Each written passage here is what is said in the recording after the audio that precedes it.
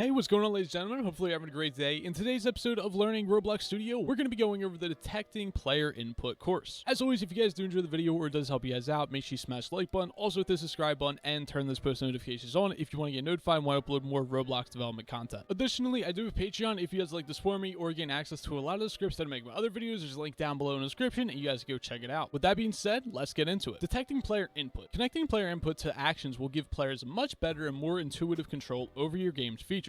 In this course, you will bind a reloading action to a specific key. As we can see in the GIF, the player equips the gun, hits the R key on their keyboard, and the icon in the hotbar actually changes. And that's exactly what we'll be reproducing. Getting started. This course uses the blaster tool created in Creating Player Tools course. You can follow those instructions to create the tool, or you can download the blaster model and insert it into the starter pack. We have created this specific tool a couple episodes ago, but rather than reusing that, I'll actually be using the model so that we can go over this little lesson right here. So, how to add models. Models can be added into your inventory to be used between any game. In a browser, open the model page and click on the Get button. This adds the model into your inventory. We're going to go ahead and click the link and open up the model page. We can see the big green button right here that says Get. We'll click on that, and then we can see, would you like to add the model blaster from the Roblox resources for free? Let's go ahead and click Get Now, and now it's been added to our inventory. We can also see it says right here, this item is available in your inventory. We can also click the Try in Studio button, and that'll automatically open up Studio for us and show us this specific model. So we now have Roblox Studio open, and we can go to the View tab up at the top, then make sure that we have the toolbox enabled, and then inside of the toolbox, we want to click on the inventory button right here, and now we can see under My Models, I have a couple of different models, and one of the models that we have right here is the one we just added to our inventory called Blaster. If you're not seeing this for some reason, make sure that you have this little drop-down box set on My Models and not on something like Images, Meshes, or any of the other categories that you could be sorting by. Then we can just click on this, and since this does include a script before it adds it to the game, it'll give us this little warning right here, so we click OK, and we will put it inside of our starter pack. And now we actually already have one in here already, so I'm just going to go ahead and delete the original one that we have, and we'll keep the one that we just got inside of there. So, creating an action handler. First, you'll need a function to handle when player input is detected. Open the tool controller local script inside of the blaster. So inside of the blaster, we see we have the tool controller script and a couple of different things we're in inside of here. We're now going to go ahead and create a variable, and this is going to be a constant which stores the name of an action. The action that we're going to be creating is going to be reload weapon. So we're going to say local reload action equals, and then we're going to make a string, which is reload weapon. Then we want to create a function named onAction. So right below the constant, we're going to say local function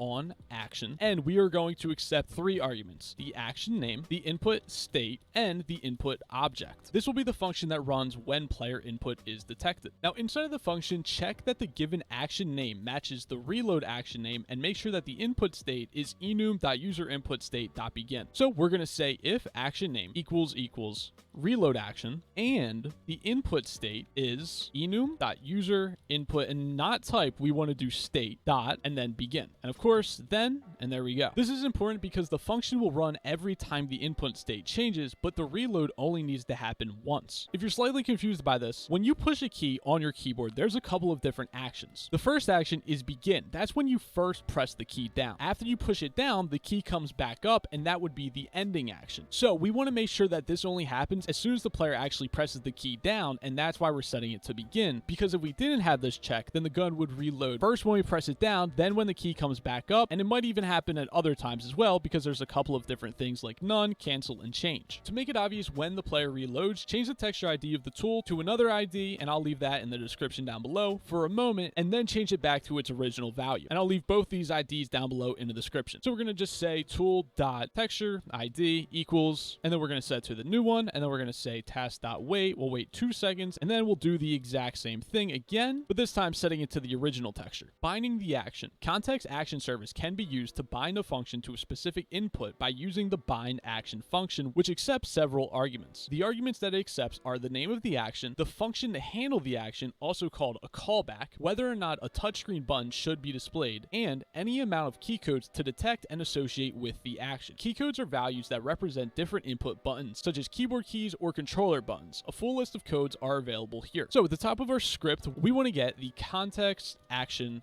service. Context action service. There we go. Inside of the tool equipped function, we want to use the context action service and we want to call bind action. The arguments that we want to pass through the bind action are the action name. And we can see our action name is the reload action constant that we made earlier. So we're going to say reload action, then the function to bind, which is a callback. And that's the function that we created earlier as well. So on activation, then create touchscreen buttons. We'll set that to true. And now the final argument are what specific keys should we listen to? So for instance, if the player presses M, N, R, or any of the other keys, which ones do we want to listen to specifically for this action? And how we set that is we say enum.keycode dot, and then whatever key we actually want to listen to. And we're going to do R for reload. So let's go ahead and start up our game. Let's pull out our gun. And now we can see when we click, and now we see when we hit R, we can actually see the texture has now been changed down here. And then it changes back to its original one. So once again, we can try it again, hit R, and it does change. Now, if we hit any other keys like WASD or anything like that, that does not affect the blaster down below. It only listens to the R key. Unbinding the action. When the player unequips the tool, the action needs to be unbound, so they can't reload without the tool being equipped. So currently, what we're doing is when we equip the tool, we're using the context action service to actually bind an action. And if we don't unbind it, then every single time the player clicks R, even if they don't have the tool equipped, it'll still run the on action function because it's never been unbound. That's why we do need to unbind it. So we're going to create another function underneath of the tool equipped, and we're going to say local function tool unequipped. And then inside of here, we're going to once again call the context action service. And then we're going to use the unbind action function. And then we just have to pass through the action name. And the action name that we're using, of course, is the reload action right there. Now, of course, the final thing that we have to do for that to work is we actually have to connect when the player unequips the tool to that function. So we're going to say tool.unequipped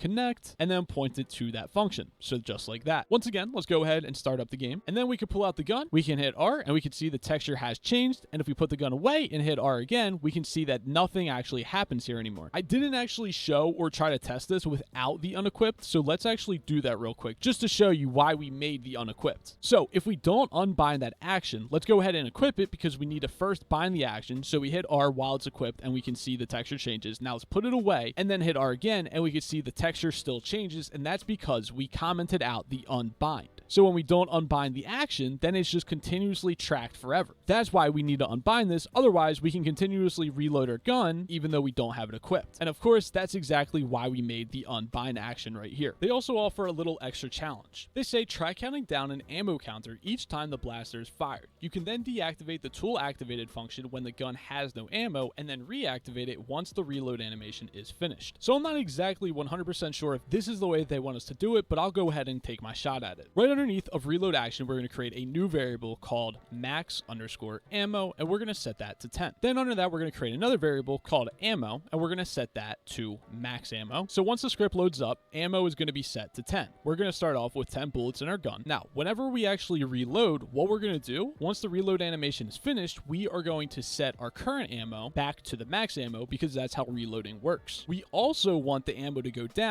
every single time we fire the gun. Every single time we fire the gun is when it's activated. And every time it's activated, it makes a noise. So what we're going to do is we're going to say if ammo is greater than 0, then, and then we're going to play that sound, and then we're also going to subtract 1 from ammo because every single time we fire the gun, we want 1 bullet to be taken out of it. So then we'll also play the sound. And now the last thing we're going to do is right below here, we're going to print out the amount of ammo that we currently have, and we'll start our game and test this out. So let's go ahead and equip the gun, click, and we can see we now have 9 bullets, 8 bullets, 7, 6, 5, 4, and now let's hit reload, and now let's fire again, and we actually fired before the animation went off, so we said we had 3, but let's go ahead and fire again, and now we can see we now have 9, 8, 7, 6, 5, 4, 3, 2, 1, 0, and now we are at 0, and it's not making noise anymore. So now we actually have to reload. We hit reload, and we're still firing, and now as soon as the reload animation actually finishes, we actually get our ammo back. So that system works perfectly. Anyways, ladies and gentlemen, that's pretty much it for this course. This is really useful because now you can use keyboard shortcuts for players to actually open up GUIs and other really cool things like that. You could even make like a sprinting script to allow players to run even quicker. There's a lot of other cool things that you can actually do with this. As always, if you guys do enjoy the video, make sure you smash the like button, also hit the subscribe button, and turn those post notifications on if you guys want to get notified when I upload more Roblox development content.